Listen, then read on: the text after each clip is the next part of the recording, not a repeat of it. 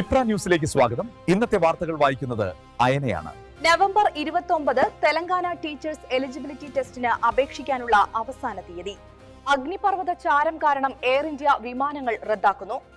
വിമാനങ്ങൾ പരിശോധിക്കുന്നു. ഗൂഗിളിന്റെ മാതൃസ്ഥാപനമായ ആൽഫബറ്റ് AI-യുടെ കുതിച്ചുയരുന്ന നേട്ടങ്ങളോടെ $4 ട്രില്യൺ മൂല്യത്തിലേക്ക് കുതിക്കുന്നു.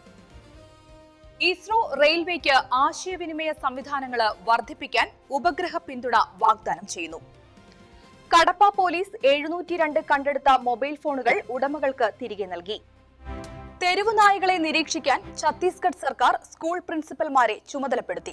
SBI വെഞ്ചേഴ്സ് ജനുവരി മാർച്ച് മാസങ്ങളിൽ 2000 കോടി രൂപയുടെ കാലാവസ്ഥാ കേന്ദ്രീകൃത ഫണ്ട് ആരംഭിക്കാൻ പദ്ധതിയിടുന്നു. ബഹിരാകാശ നിലയത്തിൽ കുടുങ്ങിയ യാത്രികരെ സഹായിക്കാൻ China Shenzhou 22 വിക്ഷേപിച്ചു. Moscow, Beijing Russian എണ്ണ കയറ്റുമതി വർദ്ധിപ്പിക്കുന്നതിനെക്കുറിച്ച് ചർച്ച ചെയ്യുന്നു. ഇന്നത്തെ വാർത്ത ഇവിടെ അവസാനിച്ചു. കൂടുതൽ വാർത്തകൾക്കായി വിപ്ര ന്യൂസ് സബ്സ്ക്രൈബ് ചെയ്യുക.